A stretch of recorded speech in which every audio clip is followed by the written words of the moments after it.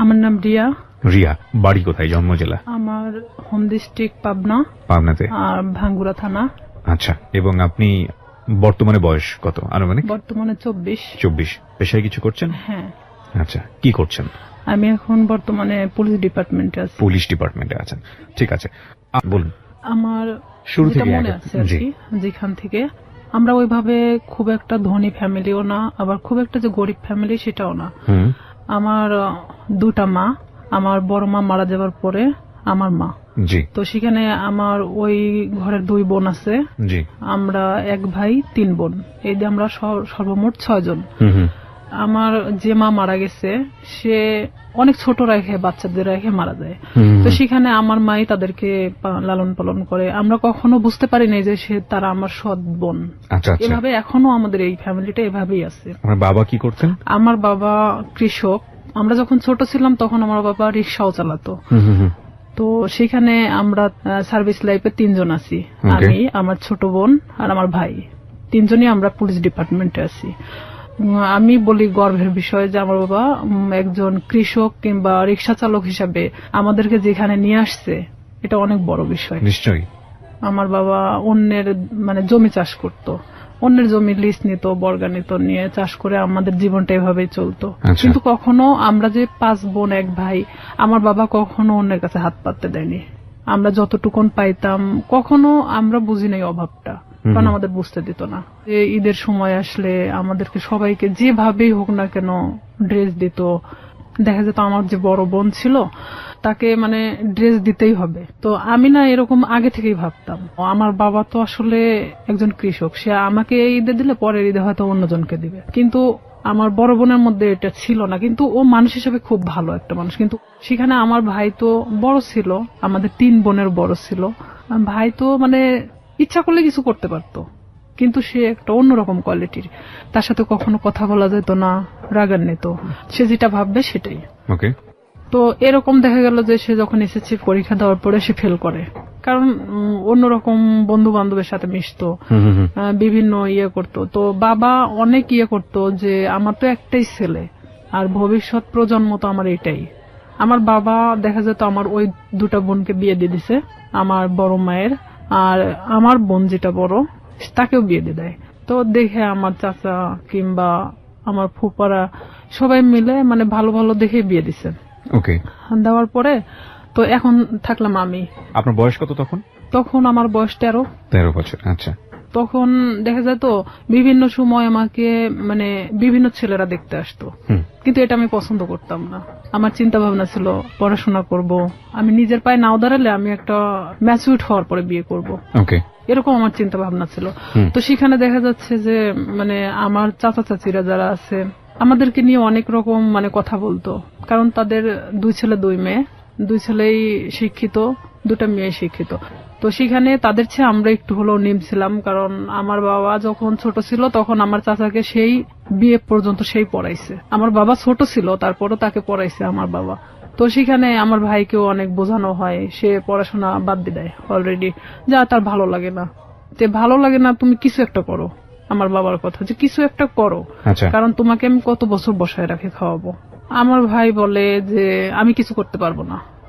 সে একদম চাচাছুলা কথা বলে, বিভিন্ন সময় মাকে মারতে যায়। এক কথায় যে সে অন্যরকম একটা কোয়ালিটির মানুষ। সবার বড় ছিল উনি। হ্যাঁ, উনি কাজ করছে, এগুলো করে, বন্ধু বান্ধবের সাথে মেশে। ও যেখানে 16-17 বছর বয়স, আর ও যাদের সাথে মিশতেছে তাদের 25-26 বছর বয়স। আইসে দেখা যেত কেউ কথা বললে তারাই মারতো ধরে। যেহেতু আমরা ছোট ছিলাম, আমার 5 বোনের মধ্যে আমি সবসময় রুখে দাঁড়াতাম। তো আমি বলতাম, কেন তুমি মাকে মারতে যাবা? দোষটা তো তুমি করছো, তুমি পড়াশোনা করো না, তুমি বন্ধু বান্ধব নিয়ে আড্ডা দাও। তার কথা যে আমি কেন এই কথাগুলো বলবো। তার ইচ্ছা, বাবা থেকে টাকা যাচ্ছে, ওকে দিতে হবে।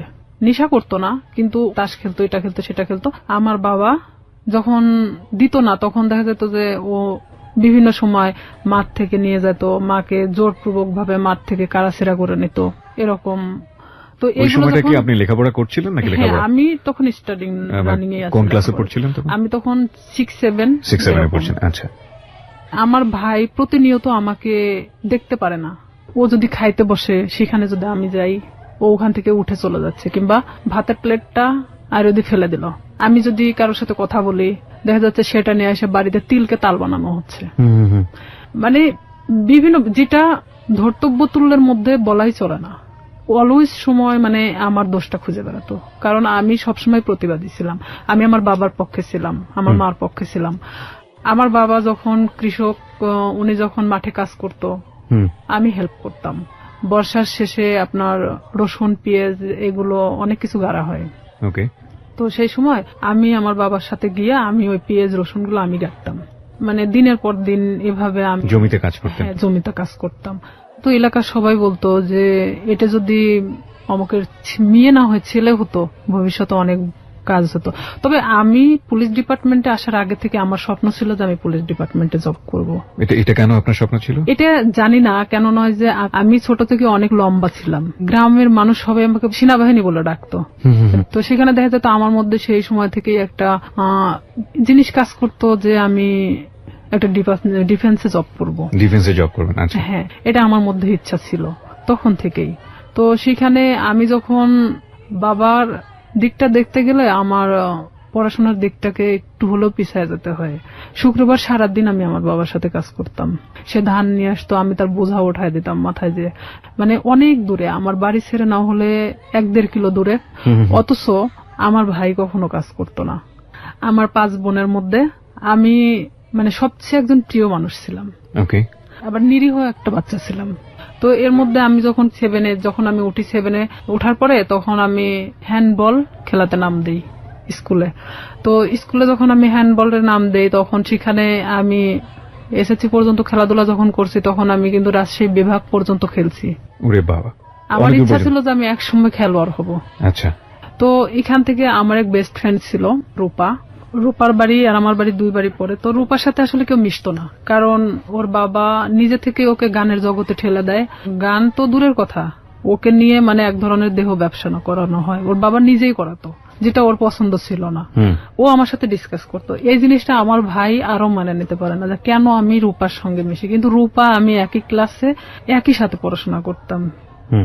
বিভিন্ন সময় আমার কাছে আসতো, মানে বইয়ের জন্য কিংবা কোনো কিছুর জন্য।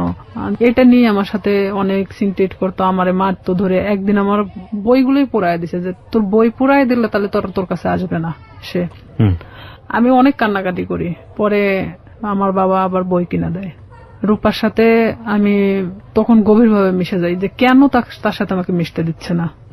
আমি তার সাথে মিশতে থাকি। আমি যখন 8-এ উঠবো, সে সময় রূপা হঠাৎ করে একদিন মানে ঘুমের ট্যাবলেট খায়। মানে আপনি জানতেন না ওর ঘুমের ওষুধ খাওয়ার কারণটা কি? ওর ঘুমের ওষুধ খাওয়ার কারণটা আমি জানতাম, আগে থেকে জানতাম, কিন্তু ও যে সেদিন খাবে এটা আমি জানতাম না। কারণ ওর বাবা নিজে থেকে দেখা যেত এমন এমন মানুষকে টাকা নিয়ে তার সাথে থাকতে বাধ্য করতেছে, যেটা হয়তো একটা মেয়ের পক্ষে সম্ভব না। যে রূপা এই জিনিসটা পছন্দ করতো না, আর তারপর ওর বাবা এটাকে বাধ্য করতো। ওর পুরো ফ্যামিলি ওকে বাধ্য করতো। তো সেখানে ও অনেক কান্নাকাটি করতো আমার কাছে আসে। তো এর মধ্যে ও একজনকে পছন্দ করতো, নাম হলো আনন্দ। উনি ছিল হিন্দু, রূপা মুসলমান। ও একজন বিবাহিত ছেলে ছিল। ভালোবাসার প্রলোভন দেখে অনেকদিন ওকে ইউজ করছে। আনন্দ ওকে মানে ফুললি না করে দেয়, তখনও এই কাজটা করছে। তো ও যখন এই কাজটা করবে, তার কিছু সময় আগেও আমার কাছ থেকে ঘুরে গেছে। ও যে 2 দিন খাইছিল না, এটাও আমি জানতাম না। তো এর মধ্যে গিয়ে ও অত ঘুমের ট্যাবলেট খেয়ে নিছে। নেওয়ার পর পরের দিন সকালবেলা রূপার মা আমাদের বাড়িতে আসছে। আমার মেয়ের কি হয়েছে, আমার ভাই ওখানে বসে। তো বলতেছে ও ঘুম থেকে উঠতেছে না, ওর মুখ দিয়ে টিয়া বের হচ্ছে। আমি কিছুই জানতাম না তখন পর্যন্ত, বিষ খাইছে না ঘুমের ওষুধ খাইছে না কি খাইছে। তখন আমি চলে গেলাম ওদের বাড়িতে। যাওয়ার পরে দেখি যে হ্যাঁ, ওর মুখ দিয়ে অনেক গুলটানি বেরোচ্ছে। তখন আমি ওকে অনেক জাগানোর চেষ্টা করি, তো জাগে না। পরে আমি জানতামও না যে ও কি খাইছে। তখন ভাবতেছি যে কে আসলে হসপিটালে নিয়ে যাওয়া উচিত। ওর মা ওর বাবা কি করলো, ওকে উঠায় রাস্তায় ফেলে দিয়ে গেল, যে তোর বেস্ট ফ্রেন্ড মারা গেলে তুই দায়ী। তখন আমার ভাই তো আমার ওখানে খুব মারলো। আমার বাবা আমাকে কখনো গায়ে হাত তোলেনি। আমার বাবা অনেক বকাঝকা দিল, গালি দিল, যে কেন অনেকবার নিষেধ করা হয়েছে ওর সাথে মিশতে, কেন মিশলা। তখন আমি এটাও ভাবতেছিলাম যে আসলে আমার ভুল ছিল, কারণ সে কখন কি করে বসবে, তার লাইফে তো এতটাও ভালো মুহূর্ত নাই। তো ওই মুহূর্তের জন্য ভাবতেছিলাম। তো আবার এটাও ভাবতেছিলাম কোন মানুষের তো জীবনের কারোর সাথে ডিসকাস করা দরকার, সে নাই আমাকেই বেছে নিয়েছিল। তখন আমি অনেক কান্নাকাটি আমি নিজে থেকেও করলাম, যেহেতু আমার ভাই আমাকে মারছে। কোন ক্লাসে তখন আপনি? আমি ক্লাস তখন 8-এ। ক্লাস 8-এ, ওকে। তখন আমি অনেক কান্নাকাটি করার পরে তখন তারপরেও আমি ওকে ছাড়তেছি না, যে ও যদি মারা যায় তাহলে তো এটা তো আমার প্রবলেম হয়ে যাবে। তো আমি আমার বাবাকে অনেক রিকোয়েস্ট করলাম, চলো আমাদের বাড়িতে নিয়ে যাই। এলাকার কিছু ডাক্তার আছে যে ওই যে সাইকেলে করে ডাক্তারি করে বেড়ায়, তো ওনাকে নিয়ে আসা হলো। তখন উনি বলতেছে যে আসলে ওকে হসপিটালে ভর্তি করা উচিত, ওকে এখানে রাখলে মারা যেতে পারে। তখন আমরা নিজে থেকে তাকে হসপিটালে ভর্তি করি। তার 3 দিন পরে সে একটু স্বাভাবিক হয়। তখন আমি ওকে ওখানেই জিজ্ঞেস করি, রূপা কেন তুমি এটা করছো, আর তোমার জন্য তোমার ফ্যামিলি আমাকে হ্যারেস করতেছে। রূপা ও তো তখন খুব একটা ভালো কথা বলতে পারতো না। রূপা বলতেছে যে কেন আমাকে এই ধরনের কাজ করতে বাধ্য করা হয়। তো এখানে এলাকার লোকজনও ওনাদেরকে এক ঘরে করে রাখছিল। যে লোকটার সাথে এটা করা হয়েছিল সে লোকটা এসে ওর বাবার চাপ দিছিল টাকার জন্য, যে যেহেতু তার মেয়ে এটা করবে না তাহলে তো 10,000 টাকা নিছে, টাকাটা তো ফেরত দিতে হবে। ও যখন ঘুমের ট্যাবলেটটা খাইছে, খাওয়ার আগে অনেক মারা হয়েছিল, পুরো শরীরটা ফাটানো ছিল। পরে ও আমাকে বলল যে দেখ আমাকে এভাবে মারছে, আমি কেন বাইসে থাকবো। আর তা আমি ওকে ডিরেক্টলি এভাবে বললাম যে তুই ঘুমের ট্যাবলেট কেন খালি, তুই তো বাইসে আসিস, পারলে মারা যাতিস, তুই এভাবে বেঁচে থাকিস, মারা যাওয়াটা অনেক ভালো না। তো ওরা হলো 2 বোন, সেখানে আমার বাবা যদি 5টা মেয়েকে পালতে পারে, সে কেন 2টা মেয়েকে পালতে পারবে না? তার বাবার জমি আছে, কিন্তু আমার বাবার তো কোনো জমি নাই। তাকে আমি এই কথাগুলো বোঝাতে থাকি যে রূপা দেখো, তুমি নিজে থেকে এখন নিজেকে দাঁড়ানো শেখো। তো সেখানে রূপা বাড়িতে আসে, ও ওখান থেকে চলে যাওয়ার সিদ্ধান্ত নেয়, যে যেখানে ইচ্ছা চলে যাবে। তখন আমি বলি না, এটা অসম্ভব। আমার মাও বলে যে আমার মেয়েকে যেখানে জড়ানো হয়েছে সেখানে তো তুমি এখান থেকে চলে গেলে তখন তারা আরো পেয়ে বসবে। তুমি তোমার বাড়িতে যাও, বাড়িতে যাওয়ার পরে সবার সামনে বলো যে আমি এই ফ্যামিলিতে থাকতে চাই না, তারপরে তুমি যেখানে ইচ্ছা চলে যাও। পরে তাকে আমরা বাড়িতে নিয়ে আসি। নিয়ে আসার পরে আমার বড় চাচা, তারপরে এলাকার কিছু লোকজন, চেয়ারম্যান নিয়ে তার বাড়িতে যাওয়া হয়। যাওয়ার পরে রূপা এক কথায় বলে যে আমি এগুলো করতে পারবো না, যার কারণে আমি সুসাইড করতে চাইছি। তো এখানে তো আসলে রিয়ার সাথে কোনো ইয়ে ছিল না, ও আমার সম্পর্কে জানতো এটাই। তখন ওর ফ্যামিলির সামনে, সবার সামনে যখন এই কথাটা বলার পরে তখন ওর ফ্যামিলি বলতেছে যে না, ওকে ফুসলাইছে, ও ঠিক আছে আমাকে দোষ দিচ্ছে। ও সবার সামনে বললো না, ওর কোনো দোষ নাই, আমি আজকে থেকে এখান থেকে চলে যাবো, আমার যেখানে ইচ্ছা চলে যাবো, আমি এই ফ্যামিলিতে থাকতে চাই না। তখন ও নিজের ইচ্ছায় ওর বাসা থেকে ওর কাপড় চোপড় যা ছিল নিয়ে বের হয়ে চলে যায়। তো সেখান থেকে আমি এক কথায় যে নিঃসঙ্গ হয়ে পড়ি, একা। তখন দেখা যাচ্ছে যে আমার ভাইয়ের সাথে একটা ছেলে পড়তো, ছেলেটার নাম হলো শামীম। তো এই শামীম, আমি তাকে তখন ভাই বলে ডাকতাম, যেহেতু আমার ভাইয়ের ফ্রেন্ড। তো আমাদের বাড়িতে অনেক আগে থেকে ওঠা বসা, সেটা আমি বলতে পারবো না যে কবে থেকে। আমার মনে হয় যে জ্ঞান হওয়ার পর থেকে তাকে দেখতেছি। সে আমাদের বাড়িতে ওঠা বসা করতো, আমি ওইভাবে কখনো তাকে দেখি নাই। আমি আবার কিছু জিনিস নিয়ে ভাবতাম যে আসলে আমার কিছু করা দরকার, পড়াশোনার খরচটাও বেড়ে যাচ্ছে, আর এখানে দেখা যাচ্ছে যে আমি নিজের পায়ে এখন থেকেই দাঁড়াতে চাই। তো সেখানে আমার বাসাটা আসলে প্রপার থেকে 1 কিলো ভিতরে, খুব একটা দূরে না। মাঝখানে একটা অফিস আছে, ডিশ লাইন অফিস।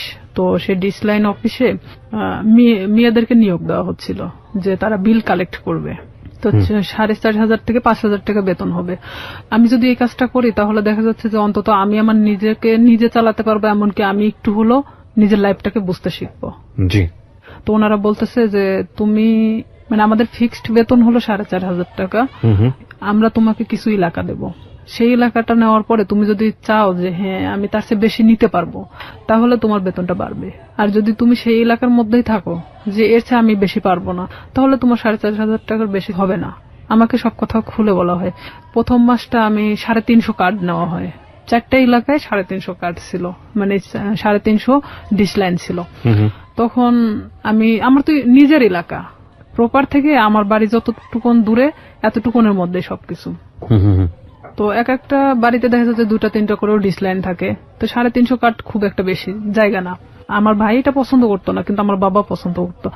তো সেখানে আমি যখন এই কার্ড নিয়ে প্রথম বাড়ি বাড়ি যাই, তাদেরকে আমি বলে আসি যে দেখেন আমি তো প্রত্যেকদিন আসতে পারবো না, হয়তো একটা এলাকায় আমি 1 দিন করে রুগো, আপনারা একটু টাকাটা রাইখে দিয়েন, বেশি তো না 100 টাকা করে রাইখে দিয়েন, আমি এসে নিয়ে যাব।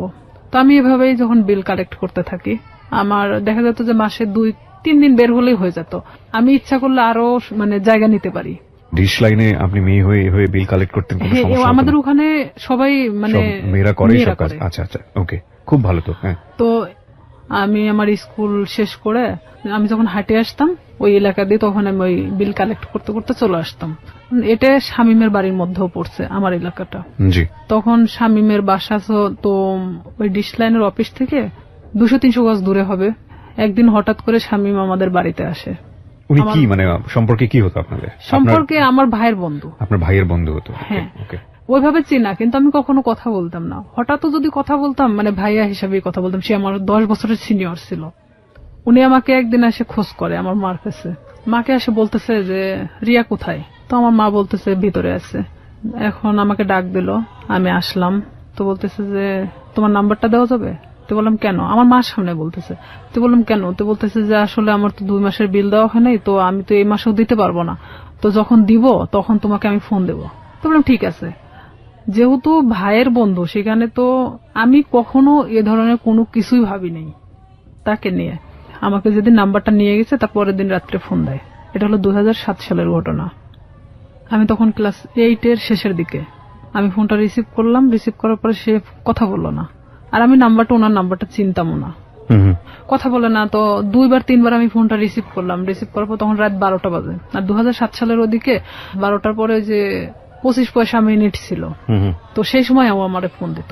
তো ফোন দিত, আমি কথা বলি যে কে কে এরকম বলতাম। আর তখন ওইভাবে আসলে ব্ল্যাক লিস্ট এটা সেটা বুঝতামও না। তো ওইভাবে তো ফোনটা ব্ল্যাক লিস্টও করতে পারতেছি না। এখন আমি তো বারবার বলতেছি কে আপনি, কথা বলেন না কেন? তো হঠাৎ করে অন্য একটা নাম্বার থেকে ফোন দিছে। তো এখন বলতেছে রিয়া আমি শামীম। আমি বলতেছি কোন শামীম? তো বলতেছে যে তুমি আমাকে চেনো না? আমি বললাম না। তো আমি তখন বুঝতে পারছি যে শামীম বলতে তো উনি হবে। তো আমি বলতেছি না, আমি তো ঠিক চিনলাম না, আপনি কে? তো বলতেছে যে আমি তোমার ভাইয়ের বন্ধু। তো আমি বললাম হ্যাঁ বলেন। তো এত রাত্রে ফোন দিচ্ছেন কেন? তো বলতেছে যে তোমার সাথে আমার কিছু কথা ছিল। তা আমি বললাম ঠিক আছে বলেন, সমস্যা নেই। তো বলতেছে যে তোমারে কেউ একজন পছন্দ করে। তো আমি জানতাম, আমার এক ক্লাসমেট ছিল, ওর নাম ছিল হামিদুল। তো ও আমাকে এর আগে ঠিক 4-5 দিন আগে ও আমাকে মানে প্রপোজ করে, যেটা আমি অ্যাকসেপ্ট করি না করাতে তো আমি ভাবলাম যে ওরই বাড়ির পাশের। আবার ভাবলাম যে হয়তো ওকে ওই কথাটা বলছে, যার কারণে আবার আমাকে এটা জানাচ্ছে। তো আমি বলতেছি আমি জানি যে কে। তো বলতেছে কে? তো বললাম হামিদুল। আমি ওকে পছন্দ করি না, ওকে নিষেধ করে দিয়েন, ও যেন আমাকে এই ধরনের মানে প্রস্তাবনা না দেয়। তখন বলতেছে আমি তো এটা জানতাম না যে হামিদুল তোমাকে পছন্দ করে। তা আমি বলতেছি তাহলে আপনি কার কথা বলতেছেন? তো বলতেছে যে আমি আমার নিজের কথাই বলছি। সে ডিরেক্টলি এভাবে বলতেছে যে আমি আমার নিজের কথাই বলতেছি। সে যখন এইভাবে বলতেছে যে আমি আমার নিজের কথা বললাম, তখন আমি এক মুহূর্তের জন্য চুপ হয়ে গেছি যে সে কি বলে, এটা কি আদৌ সম্ভব যে আমার ভাইয়ের বন্ধু, তারপরে আমার চেয়ে 10 বছরের সিনিয়র। তো আমি সেখানে না বলে দিই, যেটা ভাই কখনোই সম্ভব না। কারণ আপনি বলা চলে যে এটা বড় ফ্যামিলির ছেলে, সেখানে আমি কিন্তু এটাতে রাজি না, আপনি অন্য কোথাও দেখতে পারেন। আমি ডিরেক্টলি এভাবে বলে দিলাম। কারণ তখন পর্যন্ত আমার মধ্যে ইচ্ছা ছিল যে আমি শুধুমাত্র বড়ই হব, নিজের লাইফে এমন কিছু করব যেটা হয়তো সবার কাছে আমি উঁচু গলায় বলতে পারবো যে আমি লাইফে এত কষ্টের পরেও এখানে এসে দাঁড়াইছি। তো সেখানে ওর সাথে আমি ওখানেই শেষ করে দেই কথা। শেষ করে দেওয়ার পর আমি ওকে বলি যে আপনি আমাকে কখনো ফোন দিবেন না, আর যদি ফোন দেন তাহলে কিন্তু আমার ভাইকে বলে দেব। তখনও বলে যে না, বলার দরকার নেই, আমি কখনো ফোন দিব না। পরে আমিও চুপচাপ থেকে যাই, যেহেতু এটা তার আর আমার মধ্যে কথা হয়ে গেছে, আর সে তো আমাকে ফোন দিবে না বলছে। তো পরে যখন ও তার 5 দিন পরে আমারে ফোন দেয়, আমি তখন একটা এলাকাতে ছিলাম, মানে বিলটা ওঠাচ্ছিলাম, সে সময় আমারে ফোন দিছে অন্য একটা নাম্বার থেকে। তার যে কতগুলো নাম্বার ছিল আমি নিজেও বলতে পারি না, তার অনেক নাম্বার ছিল। সে বিভিন্ন সময় বিভিন্ন নাম্বার থেকে আমাকে ফোন দিত। বিভিন্ন ছেলেদের সাথেও কথা বলাতো, মানে হঠাৎ করে একটা অন্য কণ্ঠ। আমি যখন মানে বলতেছি কে আপনি, এটা সেটা জিজ্ঞেস করতেছি, তখন দেখা যাচ্ছে যে আবার ও ফোনটা মানে নিচে নেওয়ার পরে বলতেছে আমি অমুক। তা আমি যখন বললাম যে আচ্ছা আপনি এরকম কেন করতেছেন আমার সাথে, পরে ও এটা নিয়ে বলতেছে যে আমি সিরিয়াস, তোমাকে পছন্দ করি। তো আমি বললাম ঠিক আছে, পছন্দ যখন করেন এটা তো আসলে পছন্দের বিষয় হলো এমন একটা জিনিস থাকে, সেটা হলো যে কিছু জিনিস আছে যে সুন্দর, কিন্তু সেটা আমার জন্য না। ওকে। তো সেখানে আপনি একটা বড় লোক ফ্যামিলির ছেলে, আপনার সাথে সম্পর্ক হওয়া এটা আমার জন্য অনেক ওই ছিঁড়া কাঁথায় শুয়ে লাখ টাকা স্বপ্ন দেখার মতো, এটা কখনোই সম্ভব না। পরেও আমাকে বলে যে না, আমি সত্যি সিরিয়াস বলতেছি, আমি তোমাকে খুব পছন্দ করি। পরে আমি পুরোপুরি সিম কার্ডটাই চেঞ্জ করে দিই, যে তার সাথে সম্পর্ক করা আমার মোটেও পসিবল ছিল না, এটা তো অসম্ভব একটা জিনিস। তখন সে আমাকে নেক্সট বার সে আমার সাথে মানে বাজারে দেখা হয় যখন, তখন আমারে বলতেছে রিয়া বিলটা নিয়ে আসিও। তো তখন আমি বলি যে এখানেই দিয়ে দেন, আমি তো এখানেই আছি, কার্ডটা আমার সঙ্গেই আছে, আপনি এখানেই দিয়ে দেন। তো বলতেছে না আমার কাছে তো এখন টাকা নেই, বাসায় যেও, বাসায় যেয়ে নিয়ে আসো। তো আমি তো জানি বাসা তো এমন একটা জিনিস যেখানে সবাই থাকে, বাবা মা ভাই বোন সবাই তো আছে। ওকে। তখন ওনার 3 মাস পেন্ডিং ছিল, যে বিলটা উনি দিচ্ছিল না, ইচ্ছাকৃতভাবেই সে দিচ্ছিল না। পরে আমি যখন ওর বিলটা আনতে যাই, তো আমি এরকম দরজার সামনে, ওদের রুমটা হলো বেলকুনির সাথে যে দরজাটা আছে এটা হলো ওর ঘরের রুম, মানে ঘরের যে দরজাটা এটা, আর ভিতর দিয়ে একটা দরজা আছে যেটাতে ওর মা বাবারা ওই পাশ দিয়ে বের হয় সবসময়, আর ও এই পাশ দিয়ে বের হয়। তো আমি তো এখানে গিয়ে দাঁড়াইছি, দাঁড়ানোর পরে আমি যখন নক করি ও বের হয়ে আসে।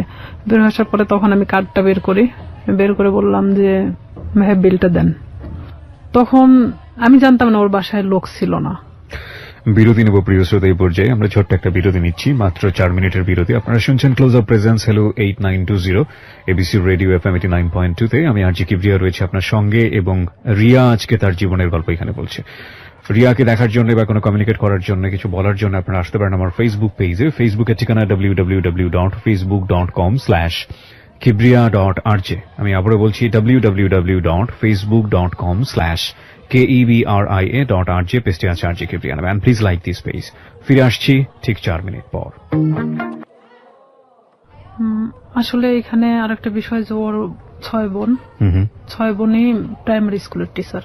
তো দেখা যায় যে 9টার পরে ওদের বাসা থেকে ওর মা ওর বাবা ছাড়া কেউ থাকে না, এটা আমি জানতাম আগে থেকে। তো ওর এক ভাই, মানে ওকে দিয়ে 2 ভাই, ওর ছোট যে সে হলো ঢাকাতে কোনো একটা এই কম্পিউটার সফটওয়্যার ইঞ্জিনিয়ার। তো ও ওখানে বাড়িতে তো থাকে না, এখন স্বামীমই শুধুমাত্র একমাত্র বাড়িতে থাকে। তো আমি তো জানি অবশ্যই ওর বাবা ওর মা তো বাড়িতে আছে, কারণ ওর বোনরা তো সবাই টিচার, সবাই যে যার মতো 9টার পরে বের হয়ে চলে যায়। তো এখানে আমি তো গেছি তখন 11:30 বাজে, সেদিন আমি স্কুলে যাইনি, না যাওয়া তো ওখানে গেছি। যাওয়ার পরে এখন আমি ওর যখন ঘরে নক করি, দরজায় নক করার পর ও বের হয়ে আসে, মানে দরজার ওই ভিতর পারে আর আমি বাহির পারে দাঁড়িয়ে। তো আমি কার্ডটা তো হাতে আমার আছেই বের করানো, আমি তখন কার্ডটা ওনাকে দেখে বলি যে আপনি তো 3 মাস পেন্ডিং আছে, তো আপনি বিলটা যদি দিতেন ভালো হতো, না হলে ডিসলাইন মানে ডিসকানেক্ট করা হবে। তো এখন ও বলতেছে ঠিক আছে আমি টাকাটা নিয়ে আসতেছি।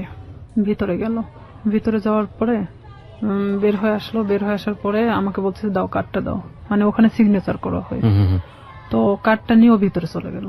তো সিগনেচার তো ওখানে দাঁড়াই করতে পারতো, তারপরও ভিতরে চলে গেল। আমি কিছু বললাম না, আমি চুপচাপ ওখানে দাঁড়াইছি, যেহেতু আমাকে এর আগে প্রপোজ করছে, সেখানে ওর সাথে আমার ওইভাবে কথা বলার কোনো রুচিও জাগতেছে না, কিন্তু আমি একটা কাজের ক্ষেত্রে দেখা যাচ্ছে এটা আমি বাধ্য। তো সেখানে আমিও চুপচাপ দাঁড়াই আছি। ও ভিতর থেকে আসলো, ভিতর থেকে কার্ডটা রেখে আসছে। তাই আমি বলতেছি ভাইয়া কার্ডটা তো রেখে আসলেন, কার্ডটা নিয়ে আসেন। তো বলতেছে যে আসে নিয়ে যাও, ভিতরে এসে বলতেছে এসে নিয়ে যাও, এসে নিয়ে যাও। তাই বললাম এটা কি ধরনের কথা, আমার কার্ডটার প্রয়োজন নেই, আমি চলে গেলাম।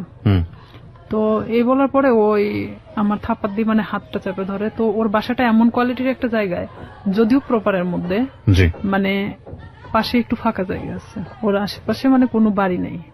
তো এখানে ওদের বিল্ডিং করা বাড়ি, ছাদ ঢালাই, আর ঠিক এরকম একটা কোয়ালিটির যে রুমটা খুব একটা বড় না খুব ছোট না, সেখানে দেখা যাচ্ছে যে থাইটে লাগানো। তো সেখানে যদি ভিতরে থাই গ্লাস গুলো লাগানো, তো এখানে যদি ভিতরে একজনকে নিয়ে যাওয়া হয় বাহিরে কিছু শুনতে পাবে না। ও আমাকে যখন হাতটা মানে থাপ্পা দিয়ে মানে এভাবে ধরে ফেলে, তখন আমি মানে ওর দিকে একবার তাকাই। ও কি করলো, আমার বাম হাত দিয়ে মানে আমার মুখটা চাপ দিয়ে ধরার পরে এক ধাক্কা দিয়ে মানে ওর ভিতরে দরজার ভিতরে ঢুকাই দেয়। যেহেতু আমি দরজার সামনে দাঁড়াইছিলাম, তখন আমি ভিতরে যাওয়ার পর আমি বলতেছি যে আপনি কেন এগুলো করতেছেন, এটা কেন করতেছেন? আমি তো আপনাকে পছন্দ করি না, আর আপনি আমাকে মানে প্রপোজ করছেন। প্রপোজ করার মানে কি এটা যে আপনাকে সে বাধ্য মানে আপনার সাথে সম্পর্ক করতে? তো বলতেছে যে কিভাবে মানে ভালো লাগাতে হয় সেটা আমার খুব ভালো জানা আছে, আমি জীবনে যা চাইছি তাই পাইছি। তাই আমি বললাম, দেখেন আপনি অনেক ধনী একটা ফ্যামিলির মানুষ, আপনি জীবনে যা চাইছেন না কেন সেটাই পাইছেন, আমি মানি সেটা। তো এইভাবে মানে আমি যখন ওর সাথে মানে বলতে থাকি কথাগুলো, কারণ আমি জানি যে বাহির থেকে কিছু শোনা যাবে না, এটা আমিও নিশ্চিন্ত ছিলাম। এক পর্যায়ে সে আমার সাথে অনেক মানে ধস্তাধস্তি করতে থাকার পরে এক পর্যায়ে সে আমার সাথে মানে খারাপ কিছু করেও ফেলে। তখন আমি একদম দিশেহারার মতো হয়ে যাই যে আসলে এটা কি হয়ে যাচ্ছে আমার সাথে, এটাকে আমার সাথে আসলে হওয়াটা উচিত ছিল। আমি তাকে তো বারবার মানে বোঝানোরও চেষ্টা করতেছি, তারপরেও তার একটাই কথা যে আমি তোকে যেভাবে হোক আমি চাই, এটাই তার সাথে। বয়সে 10 বছর বড় ছিল। হ্যাঁ, আমার চেয়ে 10 বছরের বড় ছিল। আর আমি তখন বললাম তো প্রথমে অনেক আগেই বলে আসছি, আমি অনেক ভীতু কোয়ালিটির একটা মানুষ ছিলাম, আমি খুব একটা মানুষের সাথে কথা বলতে পারতাম না। আমি যে ডিসলাইনের কাজটা করতাম, এখানেও দেখা যেত আমি অনেকের সাথে কথা বলতাম না, যাইতাম আমি কার্ডটা বের করে দিতাম, তারা টাকাটা দিত, আমি নিয়ে চলে আসতাম, এরকমই। কারণ তারা টাকাটা দিতে বাধ্য। সে যখন জোরপূর্বক ভাবে আমাকে রেপ করা হয় এক কথায়, তো কমপ্লিটলি রেপ। হ্যাঁ, তো সেখানে আমি একদম দিশেহারার মতো চুপচাপ, এক পর্যায়ে যে আমি নিস্তেজ, এতক্ষণ যে আমি ধস্তাধস্তিটা করতেছিলাম তখন সেই মুহূর্তের জন্য আমি নিস্তেজ হয়ে গেছি। মানে আমি এক কথা বলা চলে আমার শরীরে কোনো শক্তিই নেই, যে আমি যে কি কথা বলবো এখন, আমার ভাষা জ্ঞান মানে সবকিছু শেষ সেখানেই। তো ওখান থেকে আমি কোনো রকম বের হয়ে চলে আসি। বের হয়ে চলে আসার পরে আমি আমার ব্যাগটা আনতে ভুলে যাই, কারণ আমি যে কিভাবে চলে আসছি সেটা নিজেও জানেন না। আমার মনে হয় যে আমি নিজেও আসলে বলতে পারবো না যে আমি কিভাবে ওখান থেকে আসছিলাম, তবে আমার এটাই মনে হয় যে আমি কোনো না কোনো ভাবে বের হয়ে চলে আসছিলাম। তো সেই মুহূর্তে ও আমাকে আটকে রাখার চেষ্টাও করে নাই, আর আমি বের হয়ে চলে আসছি। ও শুধু দরজাটা খুলে দিয়েছে, আমি বের হয়ে আসছি, এটুকুনি। কিন্তু ওখানে যে আমার ব্যাগটা রয়ে গেছে, আমার কার্ডগুলো রয়ে গেছে, মানে এরকম কোনো জ্ঞান আমার মধ্যে ছিল না, কারণ এরকম শট আমি কখনো খাইনি যেটা ওই মুহূর্তের জন্য পাইছি। তখন আমি বাড়িতে চলে আসি ডিরেক্টলি। বাড়িতে আসার পরে আমার মা জিজ্ঞেস করে তোর ব্যাগ কোথায়। তো এখানে আরো একটা কথা, আমি আরেকজনের সাথে মিশতাম, সে আমার সম্পর্কে ভাগ্নি হয়, সাথী নাম। সে অবশ্য 2013 সালে সুসাইড করছে, মারা গেছে সে। সাথীদের বাড়িতে আমি উঠা বসা করতাম মাঝে মধ্যেই। তো আমি মারা এভাবে বলতেছি, মা আমি মনে হয় সাথীদের বাড়িতে রেখে আসছি, কিন্তু আমি কিন্তু শিওর না, আমি এমনি তাকে বোঝানোর জন্য যে আমি সাথীদের ওখানে মনে হয় ব্যাগটা রেখে চলে আসছি। তাই আমার মা কিছু বললো না, কারণ সাথীদের বাড়ি আমার বাড়ি থেকে 5-6 বাড়ি দূরে। তো সেখানে মা আমাকে আর কোনো কথা বললো না, আমি আমার রুমে চলে যাই, আমি একা এক ঘরে থাকতাম। আচ্ছা। তো আমি আমার রুমে ঢোকার পরে চুপচাপ একা একা কান্না করি, কারণ আমি এই কথাগুলো আমি কারোকে বলতেও পারতেছি না, কারণ এটা সম্ভব না। এখনকার লাইফে হয়তো সম্ভব, কারণ এখন আমরা অনেকটাই বুঝতে শিখছি, অনেকটা প্রতিবাদী হওয়া শিখছি, কিন্তু আজ থেকে 2007 সাল মানে অনেকটা দূরে ছিল। আর তখন গ্রামের মানুষ মানে এগুলো নিয়ে অনেক ভয় পেত, যে আমার সাথে ঘটে যাওয়া ঘটনা যদি আমি কারোকে প্রকাশ করি, লাইফে আমারই অনেক ক্ষতি হবে, দেখা যাবে আমাকে অনেকেই বলবে যে রেপিস্ট একটা মেয়ে, এ ধরনের ইঙ্গিত করবে। যার কারণে আমি চুপচাপ মানে কোনো কথা না বলে কারোকে বলিনি, আমি সব নিজের মধ্যে রাখি। এভাবে যখন আমি নিজের মধ্যে রাখি, শামীম আমাকে বারবার ফোন দেয়, আমি ফোনটা রিসিভ করি না। রিসিভ না করাতে ও আমাকে প্রায় আমাদের এলাকায় এসে দাঁড়ায় থাকতো। আপনি এই যে এত বড় একটা ঘটনা ঘটে গেল, এরপরে আপনি কোথাও বিষয়টা শেয়ার করেননি কারোর সঙ্গে? কাউকে কিছু বলেননি? কারণ আমি তো আসলে ভাবতেছিলাম যে আমি এই কথাটা কিভাবে বলবো, যাকেই বলবো না কেন এটা তো বার্গেনিং হয়ে যাবে আর পুরো এলাকা ছাড়াই যাবে। তখন আমি কিভাবে মানুষের সামনে মুখ দেখাবো? আমার তো সুসাইড ছাড়া তো উপায় ছিল না তখন, কারণ এটা মানে একটা গ্রাম্য মেয়ের কাছে যে কতটা লজ্জাজনক। কিন্তু আমি তো একটা গ্রামে বড় হয়েছি, সেখানে আমার কাছে অনেকটাই কষ্টের জনক ছিল, কারণ সেখানে দেখা যাচ্ছে যে আপনি কিছু নাও করলে আপনার কোনো একটা ব্যাড সাইড নিয়ে তারা সবসময় গবেষণা করে। আর এটা তো অনেক একটা বড় বিষয় ছিল। তখন আমি আমার ফ্যামিলির তো কারোকে জানাই নেই, বাট এখানে আমি যে সাথীর সাথেও মিশতাম, মানে এই রূপা চলে যাওয়ার পরে আমি সাথীরও কখনো বলি নাই যে আমার সাথে এরকম কিছু একটা হয়েছে। পরে এটা যখন ঠিক 1.5 মাস পর আমি কেন জানি বুঝতে পারি যে আমার মধ্যে কোনো একটা পরিবর্তন হচ্ছে। পরিবর্তনটা এরকম, হয়তো আমার কোনো কিছু ভালো লাগে না, খাইতে মন চায় না, উঠতে মন চায় না, বসতে মন চায় না, মানে আমি একটা অন্যরকম জিনিস ফিল করতেছি নিজের শরীরের ভিতরে। হ্যাঁ, যেটা এক কথায় যে আমি ঘুমালে উঠতে পারি না, মানে খালি ঘুমাতেই মন চায়। তারপরে আমার মা জিজ্ঞেস করতো যে তুই এরকম তো ছিলি না, খাওয়া দাওয়া বন্ধ, মানে কেমন একটা অন্যরকম। তাই আমি বলতাম যে আমি তো অনেক হাঁটাহাঁটি করি, যার কারণে আমার না ঘুমালে আর উঠতে মন চায় না, আমি বুঝতে দেয় না। পরে এইভাবে যখন আমার মা তো ওইভাবে আসলে কখনো ফোর্স করে না, কারণ তারা জানতো যে এরকম কোনো কিছু কখনো হবে না। তখন আমার বড় বোন আমারে অনেকবার জিজ্ঞেস করে যে কি হয়েছে তোর, তুই একা একা থাকিস, কথা বলিস না কারোর সাথে, তো সমস্যাটা কি? বলে না কিছু সমস্যা নাই, এদিকে পড়াশোনা তো সামনে, তো এসএসসি পরীক্ষা, আবার এদিকে তো আমি যে কাজটা ধরছি আমার মনে হয় না যে আমি কাজটা করতে পারবো। কারণ আমি তখন একটা জিনিস ভাবতেছিলাম যে আমি আজ বড় হতে গিয়ে অনেক ছোট হয়ে গেছি, এটাই ভাবতেছিলাম। এরপরও আপনাকে ফোন দিয়ে বারবার ডিস্টার্ব করতো, চাইতো? হ্যাঁ, সে বারবার আমাকে ফোন দিত, ফোন দিয়ে বলতো যে তুই কেন ফোনটা রিসিভ করিস না, এতবার ফোন দেওয়ার পর কেন রিসিভ করিস না, তুই তো গাড়ি করেই বলতো। আমি বলতাম দেখেন আপনি আমাকে কেন এরকম করতেছেন, এটা করার মানেটা কি, যা হবার তা তো হয়ে গেছে, আপনি তো একটা মেয়েকে ভোগ করার দরকার ছিল, করছেন। আমি এভাবেই বলি তাকে, তাহলে আর কি দরকার? তো সে আমাকে বলে যে না, কিন্তু আপনাকে আমার এই প্রশ্নটা আবারও করতে হবে, এত বড় একটা ঘটনা ঘটে যাবার পরে আপনি বাসায় শেয়ার করলেন না কেন, কাউকে জানালেন না কেন? শেয়ার করিনি, আসলে এটা আমি অনেকটা ভীত ছিলাম, যেহেতু আমার ভাই পূর্বে থেকে আমার সাথে ভালো সম্পর্ক না, এখানে যদি আমি শেয়ার করি দেখা যাচ্ছে যে অনেকটা আমার দিকেই গড়াবে। আচ্ছা, এটাও একটা বিষয় ছিল। আর একটা কথা যে সমাজ, যেটা মানুষ হয়তো আমাকে খারাপ ইন্ডিকেট করবে যে মেয়েটা এরকম হয়েছে, হয়তো আমার প্রফেশনাল লাইফে আমি যেটা হতে চাচ্ছি সেখানে আমি আমার লাইফ নিয়ে সবসময় বেশি ভাবতাম। আমাদের সোসাইটিটাই ফরচুনেটলি আর আনফরচুনেটলি এরকমই, আমরা কোনো ঘটনা ঘটে গেলে সেটা নিয়ে যতটা কেওয়াস তৈরি করি, কেউ কখনো ভেতরে যাওয়ার চেষ্টা করি না। এবং সেটার রিফ্লেকশন ইদানিং ফেসবুকে এত বেশি দেখা যায় যে সামটাইমস উই ফিল অ্যাশেমড, লজ্জিত হই। আমাদের আসলে প্রত্যেকটা জিনিসই একটা জিনিস কি, আমরা যে কথাটা বলি, আমরা যে কাজটা করি বা যাই করি না কেন, সেটা কিন্তু শুধুমাত্র আমি না, আমার ফ্যামিলি, আমার বেড়ে ওঠা, আমার সবকিছুকে ফোকাস করে।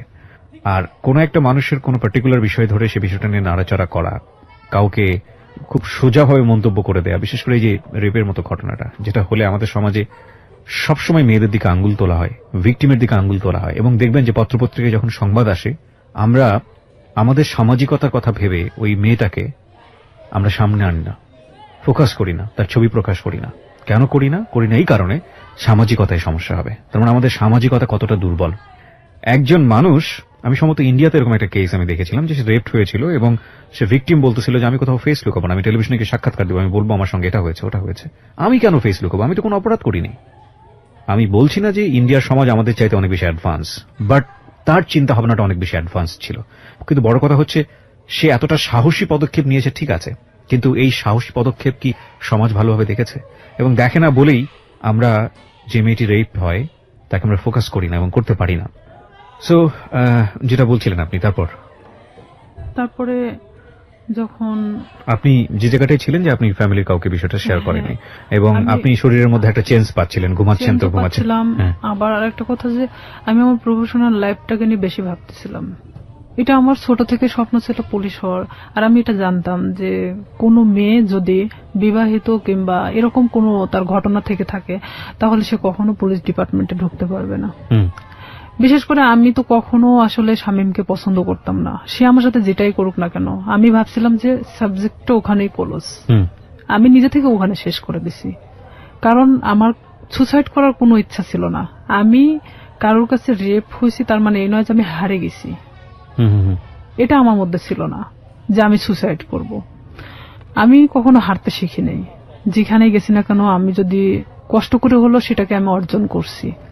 তো সেখানে দেখা যাচ্ছে আমি আমার চেঞ্জের বিষয়টা, যে আমি নিজের মধ্যে মানে কোনো কিছু ফিল করতেছি যে আমি খাওয়া দাওয়া এটা সেটা আমার খুব প্রবলেম হচ্ছে, তখন আমি নিজেই মানে এটা নিয়ে ভাবতে থাকি। তখন কেন জানি মনে হয় যে আচ্ছা শামীম তোমার সাথে এটা করছে, আর আমি আসলে প্রেগনেন্ট বিষয়টা বুঝতাম না তখনও, যে কিভাবে এটা মানে প্রেগনেন্ট হয়। জি। তখন আমি আমার পাশের বাড়ির এক ভাবিরে জিজ্ঞেস করি, আচ্ছা মানে কথায় কথায়, তার সাথে আমি অনেক ফ্রি ছিলাম, জিজ্ঞেস করি যে ভাবি আমি তো অনেক কিছুতেই আসলে জানার চেষ্টা করি, তো আসলে একটা মেয়ে প্রেগনেন্ট হয় কিভাবে? তো বলতেছে বিয়ে কর তারপর বুঝবি। আমার সে হাসতে হাসতে এই কথা বললো। তো বললাম যে আপনি তো ভাবি, তো আপনি না বললে আমরা শিখবো কোত্থেকে? আমি আবার তাকে হাসতে হাসতে এই কথাটা বলি। তো বলতেছে যে এরকম মানে মেয়েদের তো প্রত্যেক মাসে যে ইয়াটা হয়, এটা যদি দেখা যাচ্ছে যে কারোর সাথে মানে তার হাজবেন্ডের সাথে মেলামেশা করার পরে যদি না হয় তাহলে সে প্রেগনেন্ট। তখন আমি যখন ওখান থেকে এই কথাটা শুনছি, আপনি বিশ্বাস করবেন না, আমি মনে হয় এক মুহূর্তের জন্য এই পৃথিবী ছেড়ে চলে গেছি। যা আমিও তো ঠিক 1.5 মাস হলো এরকম অবস্থাতে আসছি, আমারও তো এটা হয়নি, তার মানে কি আমি প্রেগনেন্ট? এটা আমি এখন কিভাবে এটাকে লুকাবো? কারণ এতক্ষণ পর্যন্ত যা ঘটে গেছিল সেটা লুকানো সম্ভব ছিল, বাট এটা এখন আমি কিভাবে লুকাবো? এটা কি আদৌ সম্ভব? আর তখন এক মুহূর্তের জন্য মনে হচ্ছিল যে আমার চেহারার মধ্যে একটা অন্যরকম ছাপ নামে আসে। তখন আমার ওই ভাবি বলতেছে তোর কি হয়েছে? আমি বললাম না আসলে শরীরটা কয়েকদিন ধরে ভালো লাগতেছে না, অটোমেটিক কেন জানি মনে হচ্ছে প্রেশারটা নামে গেছে। তো আমি তো ওখানে বসে পড়ি, প্রায় আমি আধা ঘন্টার মতো বসে মানে নিজে ভাবতে থাকি। আর আমার শরীরটা এত ঘামতেছিল, মানে এক কথায় যে আমি মৃত মানুষের মতো বসে আছি। তো তখন ভাবি যে এটাকে আমি কিভাবে সমাধান করব, আমি কিভাবে আমার ফ্যামিলিকে বলবো এখন, যেটা 1.5 মাস আগে ঘটে যাওয়া ঘটনা। আর এর মধ্যে কন্টিনিউ ও আমার সাথে এরকম যোগাযোগ রাখার চেষ্টা করে, কিন্তু আমি রাখি না। তখন ইচ্ছাকৃতভাবে আমি ওকে ফোন দেই ব্যাপারটা আসলে জানানোর জন্য যে এটার কি কোনো সমাধান আছে কিনা, যদি হয় নিজে থেকে সমাধান করার মতো। কারণ আমি চাই না যে আমি আমার লাইফে কখনো থেমে থাকি কারোর জন্য। তখন ওকে আমি যখন ফোন দিয়ে বলি যে শামীম আমি তো এরকম, আর এটা বিষয় তো আমি জানতামও না, তুমি তো আমার চেয়ে 10 বছরের সিনিয়র, তুমি যে আমার সাথে এটা করছো, যেটাই করো না কেন তুমি আমাকে বলতে পারতা যে এরকম হওয়ার সম্ভাবনা আছে, তুমি সেটাও আমাকে বলো নাই। তো এখন বলতেছে যে এখন তুই কি করবি সেটা তুই জানিস, সেটা আমি জানি না। তখন থেকে totally or SIM card of, মানে যখন আমি ব্যাপারটা ওকে জানাই তখন থেকে ওর সিম কার্ডটা টোটালি অফ করে দেয়।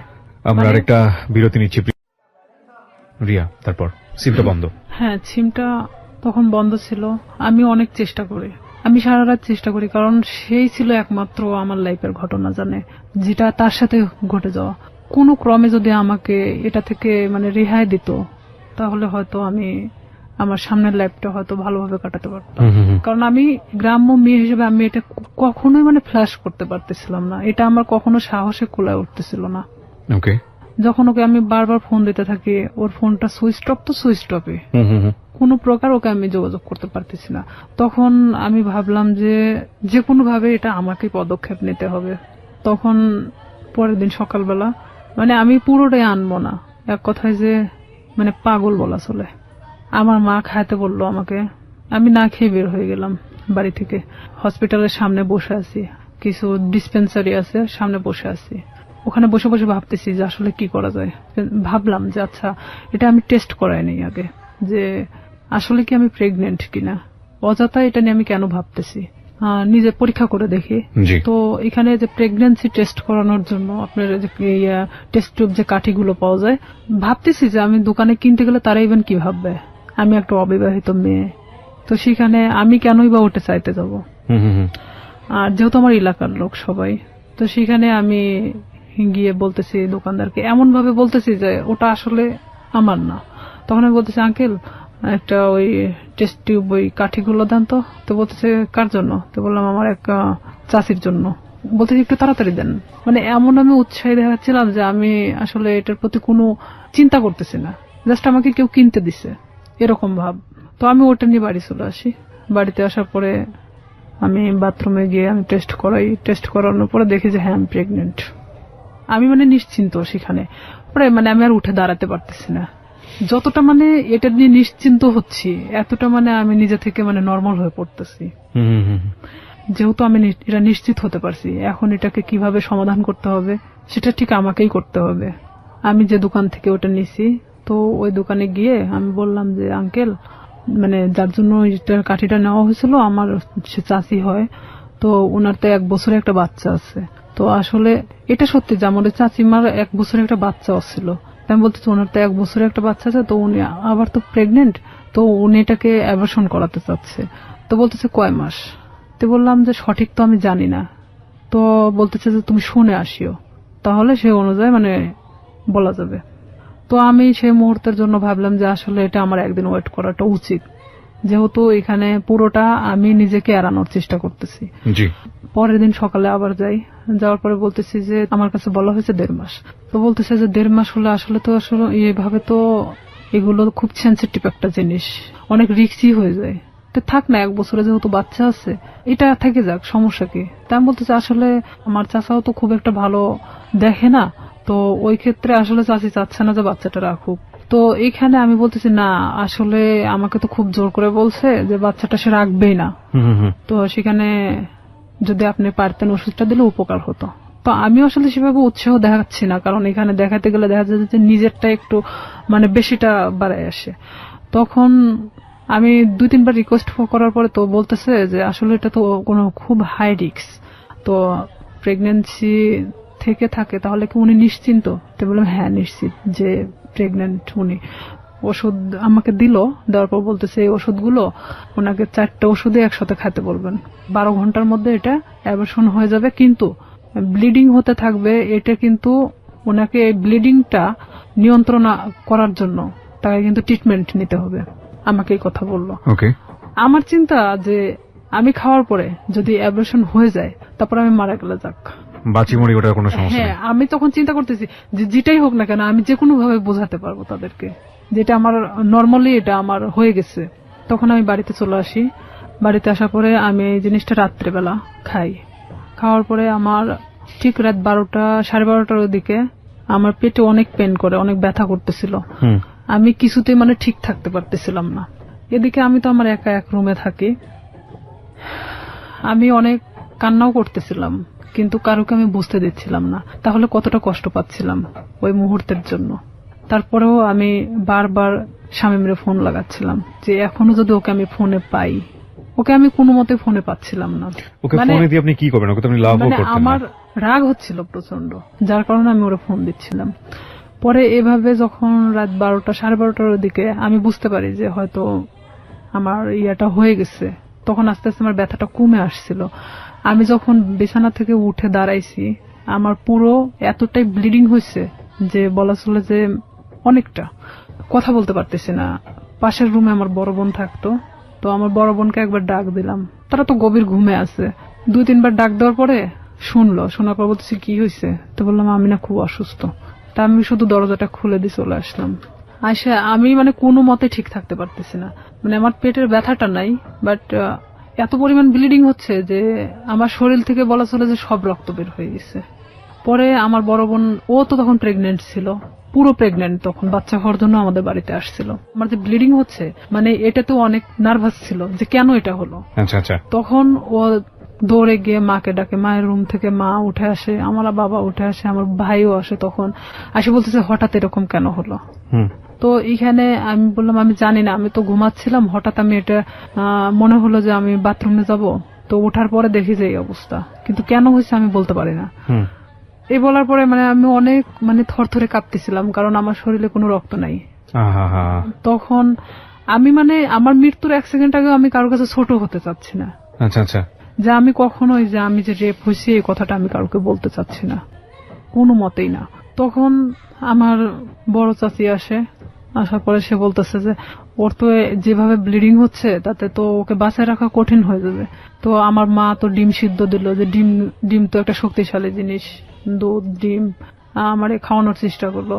তো আমি ওই মুহূর্তের জন্য খাইলাম, কারণ ওই মুহূর্তে আর আমার রুচিতে সমস্যা ছিল না। মানে আমার যে একটা খাবার প্রবলেম ছিল, এই প্রবলেমটা তখন ছিল না। পরে আমাকে তো হসপিটালে নিয়ে যেতে চাইলো, কিন্তু আমি কোনো মতে হসপিটালে যাচ্ছি না। যে আমি যদি হসপিটালে যাই, আর ওই যে ডাক্তারের থেকে আমি ওষুধটা নিয়ে আসছি, ডাক্তার বলতে ডিসপেন্সারি থেকে, সেই ডিসপেন্সারিটা ছিল ঠিক হসপিটালের গেটের সামনেই। আমার কথা আমার মৃত্যু হয়ে যাক, কিন্তু আমি কখনোই হসপিটালে যাব না। আমি এক কথায় আমার মাকে বলেছিলাম যে না, ওখানে গেলে আমাকে ইনজেকশন দিবে। আমি মানে ওর সিরিঞ্জকে খুব ভয় পেতাম ছোট থেকেই। মা বলতে কি আমার সবাই জানতো যে আমি সিরিঞ্জ অনেক ভয় পাই। আমি বলতেছি না, ওখানে গেলে ডাক্তার আমাকে ধরে ইনজেকশন দিবে, আমি থাকতে পারবো না, আমি মারা যাবো। তার চেয়ে বরঞ্চ আমি এখানে মারা যাই। আমি কিছুতেই মানে হসপিটালে যেতে ইচ্ছুক না। পরে এর মধ্যে এক ডাক্তারকে নিয়ে আসা হলো, আমার বাবা গিয়ে নিয়ে আসলো। নিয়ে আসার পরে এখনো কিছু বলে নাই যে সেই দিন কি বুঝতে পারছিল কিনা যে আমি কি করছি। সে বলতেছে এটা হঠাৎ করে হওয়ার তো কোনো মানেই হয় না, এটা আসলে টেস্ট করানো দরকার।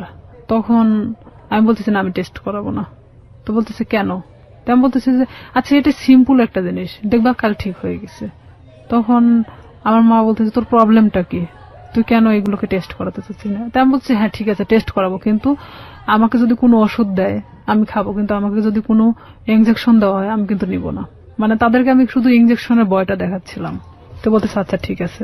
তো এর মধ্যে ওই ডাক্তার যে ব্লিডিং কমানোর জন্য যে ওষুধটা দিয়ে গেছে, এটাতেই আমার অনেকটা কাজ হয়েছে। মানে আমি সকালে ঘুম থেকে উঠে দেখি বলা চলে যে আমার ব্লিডিং নাই, মানে আমার কোনো ব্লাড বের হচ্ছে না। তখন আমি মাকে বললাম, মা আমার তো আর কোনো সমস্যা হচ্ছে না, তো আমার তো আর হসপিটালে যাওয়ার দরকার নেই। তো মা বলতেছে যে তাহলে তো ভালো হয়ে যাচ্ছিস, তাহলে এ ওষুধই খা। তো আমি ওইভাবেই প্রায় 1 মাসের মতো আমি অনেকটা অসুস্থ ছিলাম, মানে উঠে দাঁড়াতে পারতাম না, বসতে পারতাম না। তারপরেও মানে আমি দেখাচ্ছিলাম যে আমি অনেকটা সুস্থ, কিন্তু আমি শারীরিকভাবে ভিতর থেকে খুবই অসুস্থ ছিলাম। তখন আস্তে আস্তে যখন আমি আগের পর্যায়ে আবার ফেরত আসি, আমি সবকিছু ভুলে যাওয়ার চেষ্টা করি। কিন্তু শামীম আবারও যখন দেখলো যে আমি স্বাভাবিক ভালো মানুষ, নিজের মতো করে চলতে পারতেছি, তখন ও কি করলো, আমাকে আবার ফোন দেওয়া শুরু করলো। আমাকে আবার ফোন দেয়। আমি তখন এক ধরনের অনেক বকাবাজি করি, তুই আমাকে কখনো ফোন দিবি না। তখন আমি ওকে তুই তুকারি করে কথা বলতাম যে তুই আমাকে কখনো ফোন দিবি না, আর যদি ফোন দিস আমি এই বিষয়গুলো কিন্তু সবাইকে বলে দেব। তখন ও বলে কি যে তুই কি বলবি, তোর যে ভিডিও আছে আমার কাছে এটা তুই জানিস। আমাকে ঠিক এইভাবে বলা হয় যে সেদিনকার ঘটনা যে আমার কাছে ভিডিও আছে আমার ফোনে, তুই কি এটা জানিস? আমি মানে ক্রমশ মানে নিজের সাথে মানে যুদ্ধ করতেছি মনে হচ্ছে আমার মধ্যে একটা গেরিলা যুদ্ধ শুরু হয়েছে। তখন আমি অনেকটা শর্ট হয়ে যাই যে আসলে এটা কি হচ্ছে, আমি কি একটা করে সমস্যা আমি এভাবে সমাধান করবো আর একটা করে সমস্যা আমার সামনে এসে দাঁড়াবে? আমি ওকে বলি যে শামীম, এটার বিনিময়ে তুমি কি চাও? আমাকে ভিডিওটা দিয়ে দিতে হবে। তো বলতেছে তার বিনিময়ে আমি যখন যেভাবে চাইবো তখন তোকে সেইভাবে আসতে হবে। আমি বলি এটা অসম্ভব, কারণ আমি যখন অনেকটা কষ্টের মধ্যে ছিলাম, প্রেগনেন্ট ছিলাম, তখন একটা বারের জন্য আমার পাশে এসে দাঁড়াও নাই। আমি এই জিনিসটাকে কিভাবে সমাধান করছি পুরোটা আমার নিজের মতো করে। সেখানে যদি একবারের জন্য ফ্ল্যাশ হতো তখন কি হতো? আসলে এখানে মূল উদ্দেশ্য আরেকটা ছিল যে ওকে না পছন্দ করার। ওর অনেক মেয়ের সাথে সম্পর্ক ছিল, যেটা আমি জানতাম, আমার ভাই অনেক সময় গল্প করতো, যার কারণে ওকে আমি অ্যাকসেপ্ট করতাম না। তাছাড়া এত কিছুর মাঝখানে আমি ওকে অ্যাকসেপ্ট করাটাই স্বাভাবিক ছিল, কিন্তু আমি ওর ঘটনা জানতাম যে ও এরকমই মানুষের সাথে করে, যার কারণে আমি ওকে পছন্দ করতাম না। তখন ও বলে কি, তুই যদি কালকে সকালে আমার বাসায় না আসিস আমি তাহলে তো কিন্তু এই ভিডিওটা দেখবি যে কালকে বিকেলবেলা সবার হাতে চলে গেছে। আমি একবার ভাবতেছিলাম যে আমি কি আমার ফ্যামিলিকে কথাটা জানাবো, আবার এটাও ভাবতেছিলাম যে এটা কিভাবে সম্ভব আমি এই কথাগুলো তাদেরকে বলবো। আর আমার লাইফে তো আমার অনেক বড় হওয়ার দরকার, যেখানে আমি থেমে যাবো এখানেই। হয়তো আমার পড়াশোনা হবে না, হয়তো মানুষ আমাকে নিয়ে বিভিন্ন ধরনের কথা বলবে। আমি কিভাবে সম্ভব যে আমি সামনের দিকে আগাবো? তখন সবকিছু নিজেকে যেভাবেই হোক না কেন আমি বলি যে হ্যাঁ আমি তোমার কথা শুনবো, কিন্তু আমাকে ভিডিওটা দিয়ে দিতে হবে, কিন্তু কোনো কপি রাখা যাবে না। তো আমাকে বলে যে ঠিক আছে আমি দিয়ে দিব, কিন্তু কিছুদিন পর, আগে দেখি যে তোমার মতিগতিটা কি। তখন নেক্সট টাইম আমি ওর বাসাতে আরেকবার যাই। যাওয়ার পরে তখন আমি বিভিন্ন কৌশলে চেষ্টা করি ওর থেকে ভিডিও, আমি ওকে বোঝাতে চাই যে আসলে এক পর্যায়ে ওকে আমি পছন্দ করে ফেলছি। তখন ওকে আমি এভাবে বলি যে ঠিক আছে ভিডিওটা আমাকে দেখাও, আমি নিব না, বাট আমাকে দেখাও, প্রয়োজন হলে তুমি আরো ভিডিও করো, সমস্যা নেই, কারণ এখন আমি তোমাকে পছন্দ করি। আমি তাকে ঠিক এভাবে বোঝাচ্ছিলাম যে আমি ভিডিওটা যে কোনো কৌশলে নিতে চাচ্ছিলাম। তখন এক পর্যায়ে ওর বাসাতে আমি 2 থেকে 3 বার যখন যাই, যাওয়ার পরে ওর এক ধরনের হয়তো বিশ্বাস হয়ে যায় যে আমি হয়তো তাকে পছন্দ করি এখন। তখন সে কি করে, ভিডিওটা একদিন আমাকে দেখাচ্ছিল, মানে তো সেদিন ওর বাসাতে ওর মা আছে, কিন্তু আমি পিছন দরজা দিয়ে ঢুকছি, আমাকে কখনো ভিতরে কথা বলতে দিত না। তো ভিডিওটা যখন আমি দেখছিলাম, ওর মা তখন মানে রুমে নক করতেছিল, তখন ও আমাকে বলে কি যে তুমি ওই পাশে ওয়ার্ডরোবের ওই পাশে দাঁড়াও, আমি দরজাটা খুলি। তখন ও ঠিক দরজাটা খুলে ওর মার সাথে কথা বলে, ও ফোনটা আমার কাছে রেখে চলে যায়। ওর মার সাথে যখন কথা বলতেছিল তখন আমি ফোন থেকে আমার মেমোরি কার্ডটা বের করে নিই, ও তখন আমি বুঝতে দেইনি, কিন্তু আমি জানতাম না যে ও সেটা কপি করে অন্য কোথাও রাখছে, মানে এটা যে শুধু ওর কাছে একটা না, কপি করে অন্যান্য জায়গাতে বসে রেখেছে। হ্যাঁ, অন্য অন্য ওর মেমোরি কার্ডেও ছিল। কত সালের ঘটনা এটা আপনারা? এটা ওই 2007-এর শেষে, 8-এর দিকে। 2007 কিংবা 8 আমি যতদূর জানি যে আইসিটি যে নিয়ম নীতি বা আইন বা অ্যাক্ট সেগুলোও কিন্তু হয়নি। হ্যাঁ, আইন সম্পর্কে অতটা আমার ধারণা ছিল না, আর আমি তো অনেক ছোট ছিলাম তখন, সাথে তখন আমি 8-এ পড়ি। রাইট, ওকে।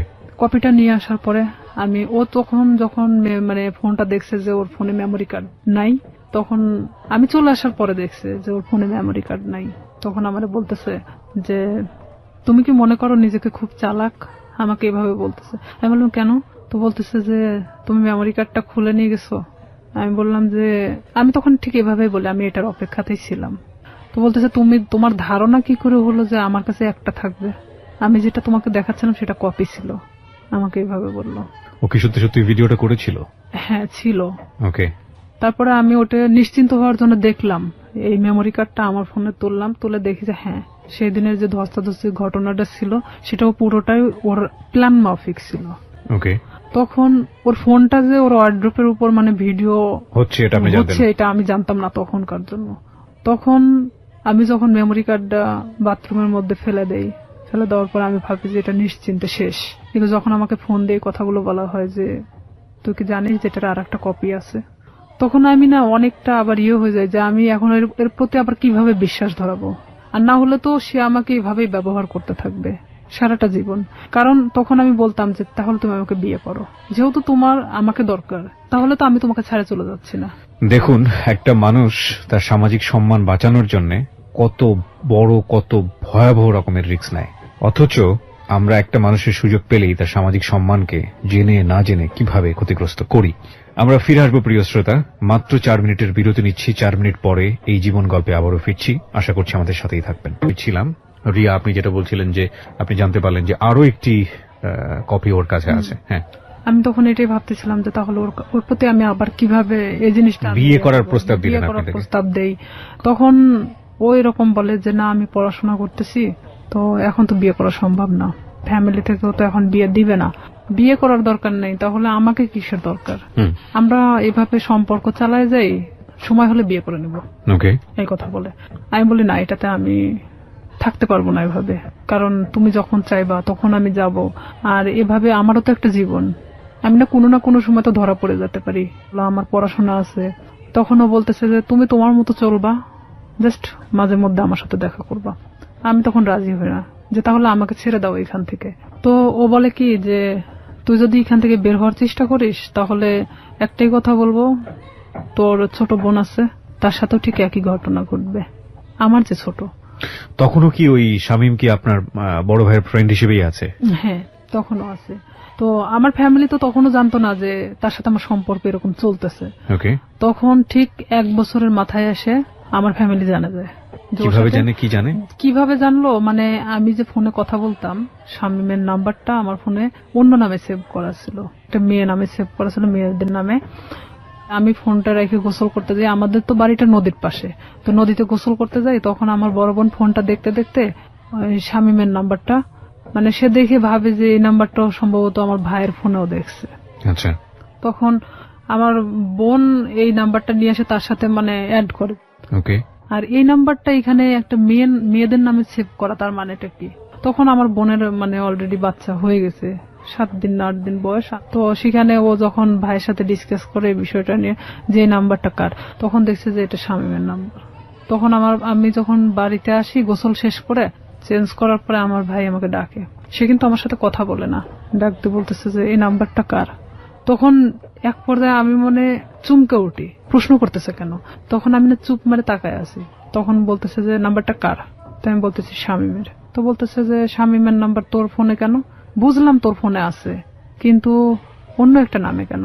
তখন মানে আমি কোনো কথা বলতে পারি না, চুপচাপ দাঁড়ায় আছি। আমার ভাই আমার একটা থাপ্পড় মারে, এমন ভাবে মারে আমার মানে এই গালটা ফাটে রক্ত বের হয়ে যায়। বড় ভাই? হ্যাঁ। তখন আমার মা ধরার পরে বলতেছে যে মারামারি বাদ দিয়ে আসলে ঘটনাটা কি হয়েছে সেটা জানে। তখন আমার মা আমাকে জিজ্ঞেস করলো যে তার সাথে তোর কিসের সম্পর্ক। তো আমি তাদেরকে বললাম যে সে আমাকে পছন্দ করে, আমিও তাকে পছন্দ করি। ঠিক ব্যাপারটা নর্মালি বলে দিলাম। আসলে কি পছন্দ করতেন? এক পর্যায়ে এই 1 বছরের মধ্যে তার সাথে আমি এভাবে মানে পছন্দ হয়ে গেছে যে আমি তো তাকে, সে আমাকে ছাড়তেছে না আর আমিও তার থেকে বের হতে পারতেছি না। তো আমি জানতাম যে আমার লাইফটা এভাবেই চলবে যতদিন হয়তো এখান থেকে সে আমাকে মুক্তি না দিচ্ছে কিংবা আমাকে বিয়ে না করতেছে।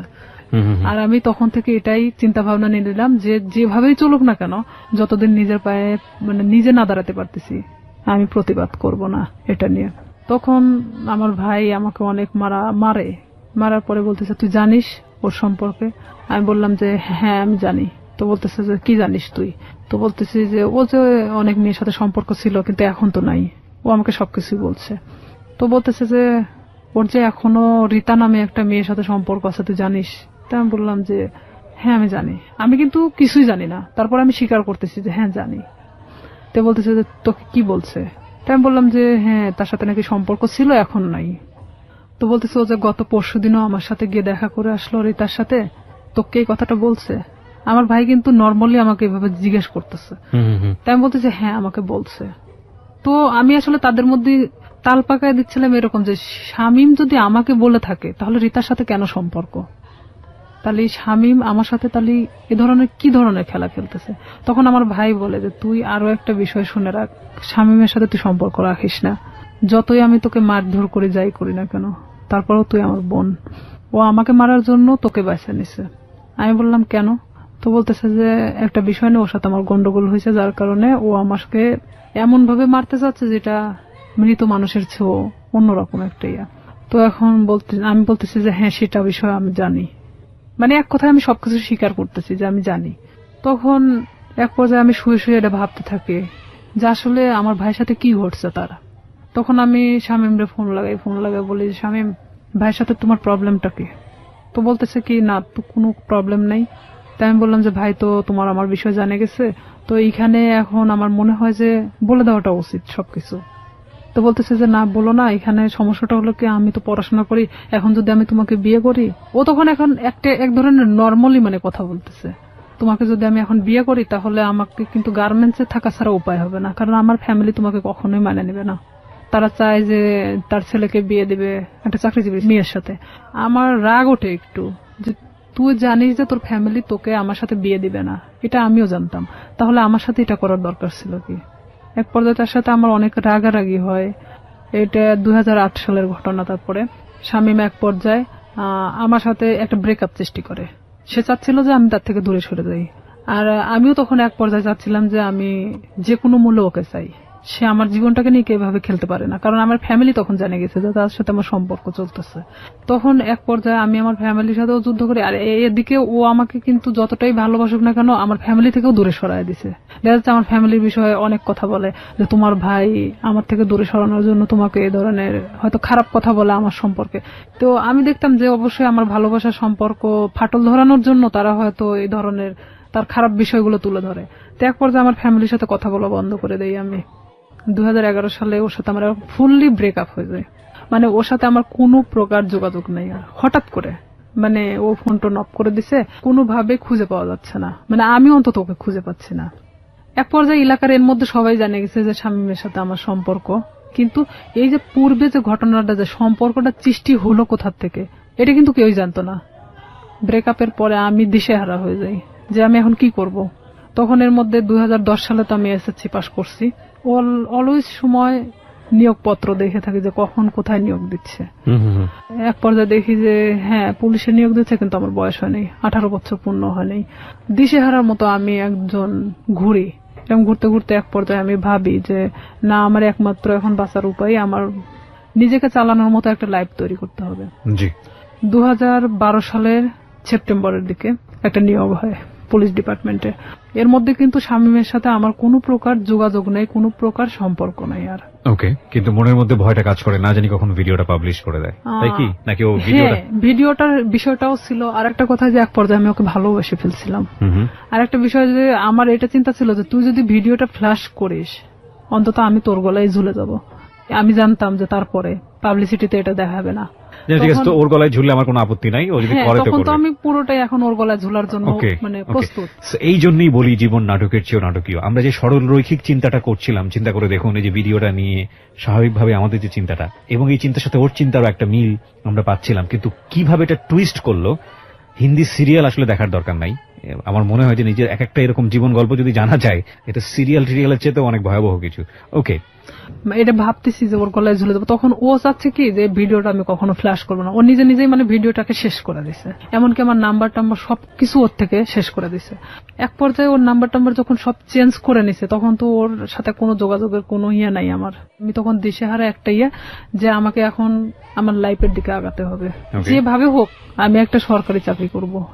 2012 সালে যখন এই সেপ্টেম্বরের দিকে এই নিয়োগটা হয়, আমার ভাই চাচ্ছিল না যে আমি পুলিশ ডিপার্টমেন্টে আসি, কারণ ও অনেক আগেই কিন্তু ডিপার্টমেন্টে যোগদান করছে।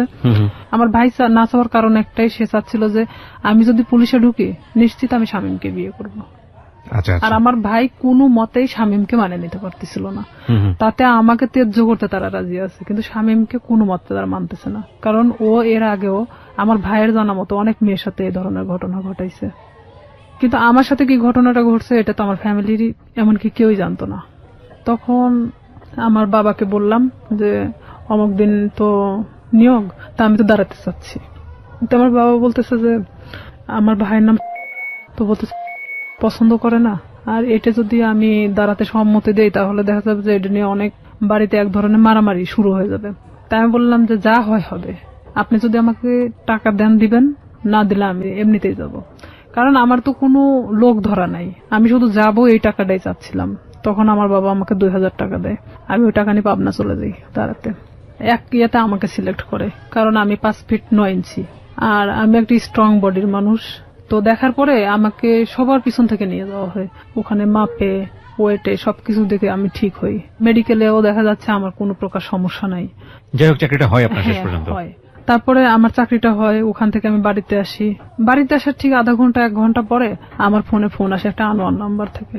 ফোন আসার পরে ওটাই ছিল শামীমের নাম্বার। তখন শামীম আমাকে বলতেছে যে শুনলাম তোমার নাকি চাকরি হয়েছে। তাই আমি বললাম হ্যাঁ। তো আমি বললাম যে এতদিন পর আমাকে আবার খোঁজ নেওয়া। তো বলতেছে আসলে আমি অনেক সমস্যার মধ্যে ছিলাম, আমার প্রত্যেকটা ফোন আমার ফ্যামিলি কারে নিছিল। মানে এটা কিন্তু পুরোটাই মিথ্যা কথা। আমি জানতাম, জানা সত্ত্বেও মানে আমি ওর সাথে আবারও কথা বলতে থাকি। ভালো লাগে আপনার? হ্যাঁ, যেহেতু আমি ওকে মনে প্রাণে চাচ্ছিলাম, আমি আবারও ওর সাথে কথা বলতে থাকি। আমি এর মধ্যে ট্রেনিং এ চলে যাই, ট্রেনিং শেষ করি, ডিস্ট্রিক্টে যখন জয়েন্ট করি।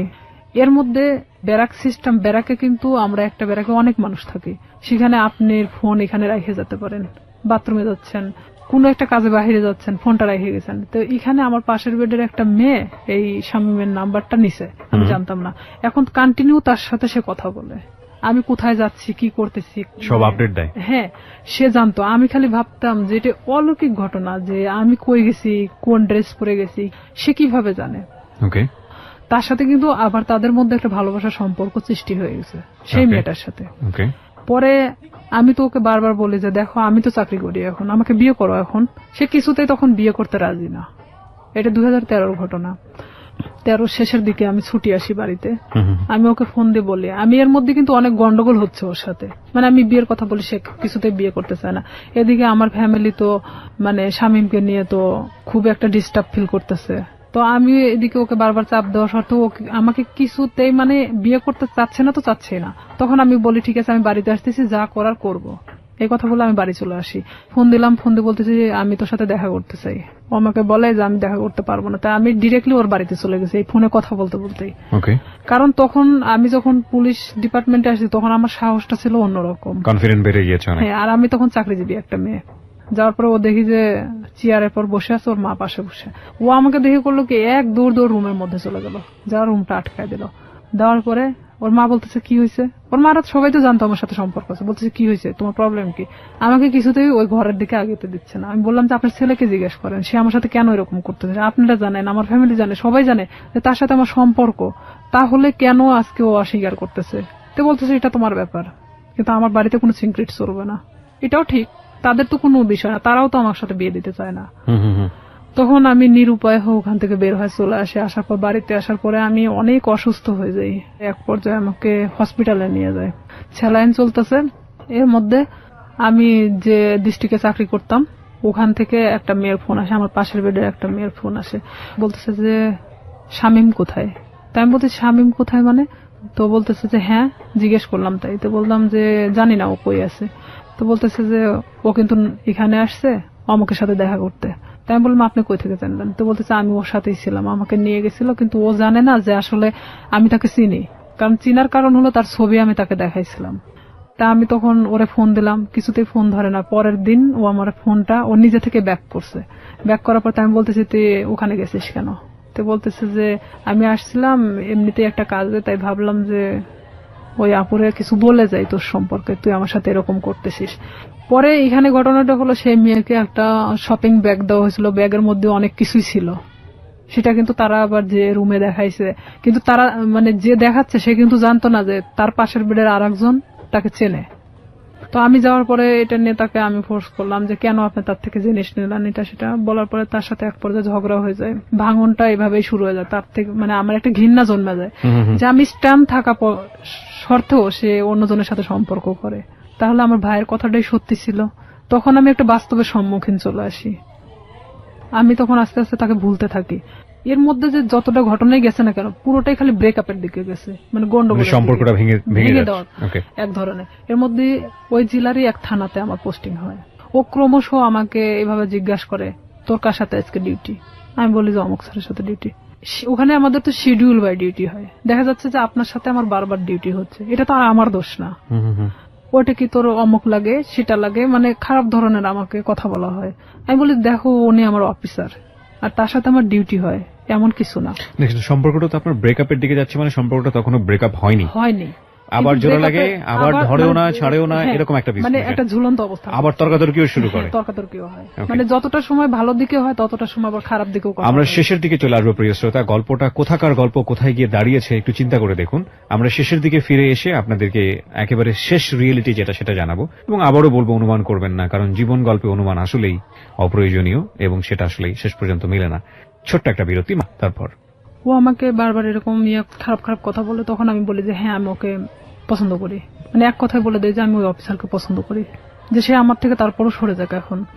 তখন সে কি করে, আমার এলাকাতে গুজব ছড়াইকে আমি নাকি ওনাকে বিয়ে করছি, অথচ তার সাথে আমার কিন্তু কোনো প্রকার সম্পর্ক নাই। তখন সেই এলাকায় ছড়াই দেয় যে আমি নাকি এরকম আমাদের ডিপার্টমেন্টের একজনকে বিয়ে করছি। এই লোকও আস্তে আস্তে এই জিনিসটা জানা যায় যে সে এরকম বিয়ে করতেছে, কারণ তার সাথে আমি অনেক বিষয় নিয়ে ডিসকাস করতাম আগে থেকেই। তখন এই ব্যাপারটা এমন ভাবে দাঁড়ায় যায়, সে আমার এলাকার মধ্যে এমন ভাবে গুজব ছড়ায় দেয়। তখন ওর বিষয়ে আমি বাড়িতে এসে আমার ফ্যামিলিকে পুরো ঘটনা তখন বলি। বলার পরে আমরা থানাতে যাই। থানাতে গিয়ে আমাদের যে অফিসার আছে অফিসারের সাথে কথা বলে এটা বিষয়ে আমরা একটা পদক্ষেপ নেই। নেওয়ার পরে ও তো বাড়ি থেকে পালায় যায়। ওর ফ্যামিলির লোকজনও কেউ ছিল না, কারোকে ধরতে পারে না। পরে শামীমকে ফোন দেওয়া হয়, মানে স্যার ফোন দেয়, ফোন দিয়ে বলে থানায় আসার জন্য। তো সে এক কথায় যে সে নিরুদ্দেশে, জীবনেও মানে তাকে ধরা ছোঁয়ার বাহিরে, এক কথায় এরকম। আপনি কি মামলাটা করেন নাকি শুধুমাত্র মামলা হয়? জিডি করি। জিডি করেন আপনি? আচ্ছা। আমার কথা যে সে আমার জীবন থেকে সরে গেছে, চলে যাক, সমস্যা নাই, অন্যের উপর দোষ চাপাচ্ছে কেন। পরে সে আমার কাছে অনেক ফোন দিয়ে ক্ষমা টমা চায় যে আমি জীবনে তোমার লাইফ সম্পর্কে কিছু বলবো না, যা হয়েছে হয়েছে, তুমি ইয়েটা উঠায় নাও। তো একদিকে দেখা যায় যে ভালোবাসার ক্ষেত্রে আমি তুলেও দেই সেটা। পরে এটা নিয়ে যার কথা বললাম, যে অফিসারের কথা, এক পর্যায়ে সে আমাকে বিয়ে করতে চায়, যেটা সবাই জানে গেছে। ঠিক আছে আমি তোমাকে বিয়ে করব। সে কিন্তু ডাইরেক্ট সাব ইন্সপেক্টর। আমি জানতাম যে সে বিবাহিত না, সে এতদিনও আমাকে কিন্তু বলতো সে বিবাহিত না। ওকে, যেই ভদ্রলোকের কথা আপনি বলছেন তার সঙ্গে আপনার একটা রটনা চারদিকে হয়েছিল। চারদিকে মানে এটা শুধু শামীম ঘটাইছিল। ওকে, তো উনি রাজি হয়েছিলেন এক পর্যায়ে আপনাকে বিয়ে করার রাজি জন্য? হয়েছিলেন এভাবে যে তার সাথে আমার এর মধ্যে কিছুটা মানে সম্পর্ক এভাবে গড়ে ওঠে যে শামীম যখন এভাবে ছড়াচ্ছিল তখন আমার ডিপার্টমেন্টাল দিক থেকেও ওই যে মেয়েটার সাথে ওর কানেকশন ছিল, সে আবার আমার ডিপার্টমেন্টে এভাবে ছড়াচ্ছে যে আমি তাকে বিয়ে করছি। তা আমার ডিপার্টমেন্টে অনেকেই জানতো যে আমি তাকে বিয়ে করে ফেলছি। তো সেখানে দেখা যাচ্ছে সে আমাকে এক কথায় বলে দেয় যে যেটা ঘটে গেছে তাহলে আমি তোমাকে বিয়ে করবো। ওকে, সো আপনি বিয়ে করেন এক পর্যায়ে? এক পর্যায়ে আমি তাকে আমার ফ্যামিলির অনুমতি নিয়ে বিয়ে করি। আমি বলি এটা আপনার জন্য একটা ভালোই প্রস্তাব ছিল আমি বলবো। আমার ফ্যামিলি বলে যে হ্যাঁ ঠিক আছে, পছন্দ হলে বিয়ে করাটাই ভালো হবে, যেহেতু এটা গুজব ছড়াই গেছে। তখন আমি তাকে বলে যে ঠিক আছে ফ্যামিলিগতভাবে আমরা বিয়ে করবো। সে বলে যে আমরা এখন এভাবে তো ছুটি পাই না, তা আমরা নিজে নিজে করে নিই, পরে আমরা ফ্যামিলিগতভাবে ইয়ে করে নেব।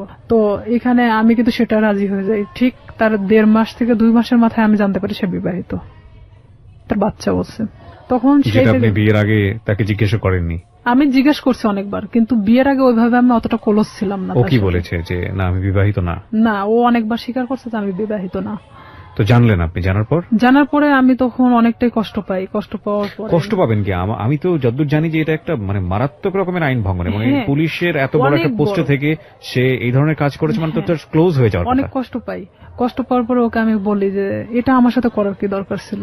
বাট সাহসটা পাই কিভাবে? সে সাহসটা পাইছে এভাবেই যে একটা ছেলে আমাকে এভাবে হ্যারাস করতেছে, তার সম্পর্কে তো আমি তার সাথে ডিসকাস করতাম। সেটা তো অন্য হিসাব, এটা তো ইনফরমাল হিসাব। কিন্তু ফর্মালি তো যদি যায় তাহলে তো চাকরি থাকবে না। সে এটাই ভাবতেছিল মেয়েটা তো এত কিছুর পরেও যেহেতু প্রকাশ করে নাই, তাহলে আমার ব্যাপারটাও হয়তো ওইভাবে প্রকাশ করবে না। ওকে, কিন্তু তার ফার্স্ট ওয়াইফ তো ঝামেলা করতে পারে, কনফিডেন্স এরকম ছিল। আচ্ছা, তখন এরকম যখন আমি দেখলাম যে না, আইনার সাথে আমার সংসার করা সম্ভব না, তখন আমি কিভাবে আমার ফ্যামিলিকে বলবো আবার যে আমি বিয়ে করার পরে এখন সংসার করতে চাচ্ছি না। সম্ভব না কেন ভাবলেন? শুধু এই বিয়েটা সম্ভব না মানে তার বাচ্চা আছে, 2টা বাচ্চা, অলরেডি 2টা বাচ্চা। ওয়াইফের সঙ্গে কথা হয়েছিল? প্রথম ওয়াইফের সাথে আমি কথা বলছি। কি বলেন উনি? প্রথম ওয়াইফ জানতো বিষয়টা? ওনার প্রথম ওয়াইফ জানতো বিষয়টা কিরকম। ইনার সাথে যখন সম্পর্কটা হয়, বাট বিয়ে না এমনিতেই, তখন উনি আমাকে বলতো আমার ভাবির সাথে কথা বলো। আপনাকে ওনার ভাবির সাথে কথা বলতো? মানে ওনার ভাবি মানে ওনার ওয়াইফ ওনার ভাবি সাজতো। তাহলে কি এখানে দেখা যাচ্ছে না যে ওনার ওয়াইফ ব্যাপারটা জানতো? ওকে, ব্যাপারটা শুধু আমি জানতাম না। ভাবির সঙ্গে কি বিষয়ে কথা বলতেন? বিয়ের বিষয়ে কথা বলতাম। আমি বলতাম যে আমি তোকে পছন্দ করি। বলে যে হ্যাঁ পছন্দ, সে তো আমাকে বলে যে তুমি ওকে পছন্দ করো। মানে অনেক বিষয় নিয়ে, আসল কথা এক কথা যে একটা প্রেমিক প্রেমিকার মধ্যে একটা ভাবি আসলে যা হয়, সেসব কিছু একটা ওয়াইফ হলে তো কখনো মানা সম্ভব না আমার মতে। মানে ওনার ওয়াইফের সঙ্গে কথা হতো ঠিকই, কিন্তু আসলে আমি জানতাম ওনার ভাবি হিসেবে, এবং উনিও সেটাই বলতো যে আমি ওনার ভাবি হই। ওনার বাচ্চাদের সাথে আমি কথা বলতাম, কারণ আমি জানতাম যে ওনার ভাইয়ের বাচ্চা এগুলো। এক পর্যায়ে সে যখন আমি সংসার করব না, তখন বলে যে কেন করবা না, আমি কি এমন একটা কথাই তো ভুল বলছি, তো আমার তো তোমাকে পালার মতো সামর্থ্য আছে, এটা সেটা আমাকে অনেক কিছু বোঝায়। তাই আমি বলি ঠিক আছে তাহলে আমি বাচ্চা কাচ্চা নিয়ে নেই, যেহেতু আমারও তো একটা লাইফ আছে।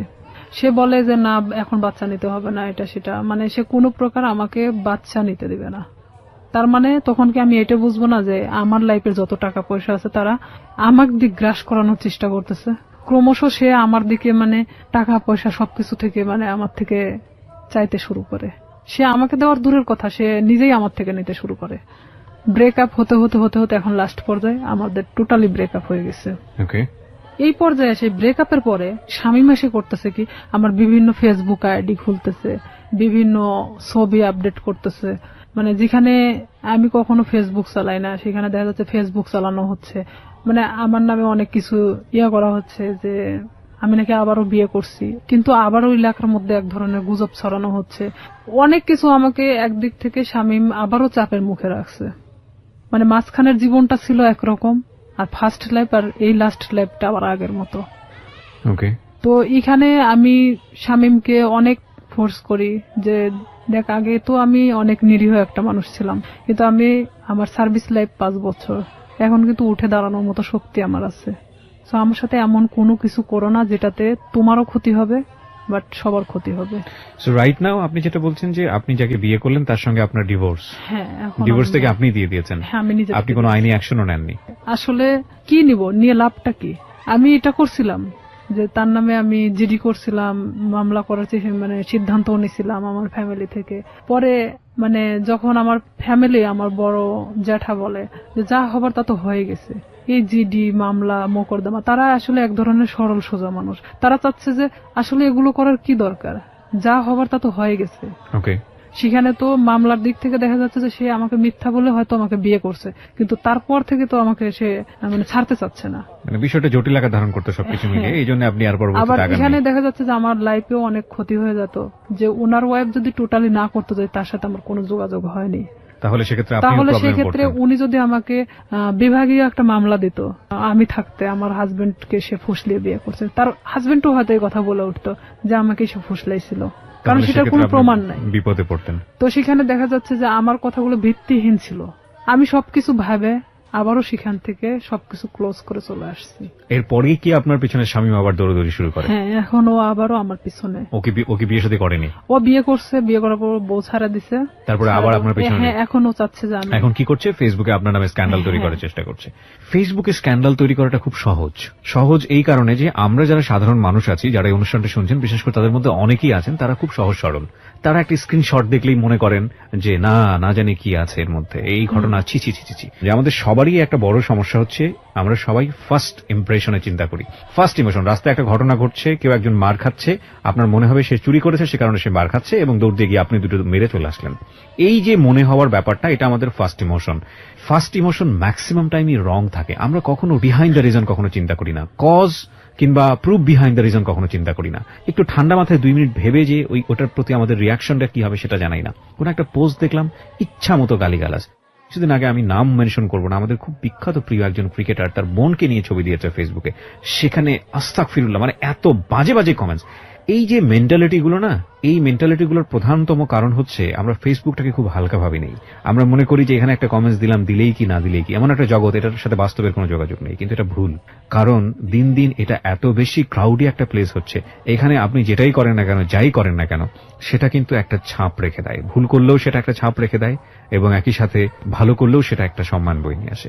আমরা কেউই ভুল শুদ্ধের ঊর্ধ্বে না, কিন্তু এই যে স্ক্যান্ডাল তৈরি করা কিংবা একজনের নামে বদনাম রটানো, একজনকে বিপদে ফেলা, এটা করা ওটা করা, এই ব্যাপারগুলো না খুব সহজেই করা যায়। কারণ আমরা যদি বলি, আমাদের বাঙালি সেন্স এই জিনিসগুলো খুব ইন্টারেস্টিং। আমরা দেখবেন যে কেওয়াস পছন্দ করি। সিম্পল একটা উদাহরণ, মাটি খোঁড়া হচ্ছে, সেখানে 10 জন লোক দাঁড়িয়ে থেকে দেখছে, আপনিও দাঁড়িয়ে থেকে দেখছেন, নতুন কিছু নেই, বাট আমরা খুব কৌতূহল প্রবণ একটা জাতি। তো সেই জায়গাতে যখন এই ধরনের কেওয়াস তৈরি হয়, বিভিন্ন মানুষ সেই কেওয়াস তৈরি করার সুযোগ নেন, কারণ কেওয়াস খুব অতি সহজেই তৈরি করা যায়।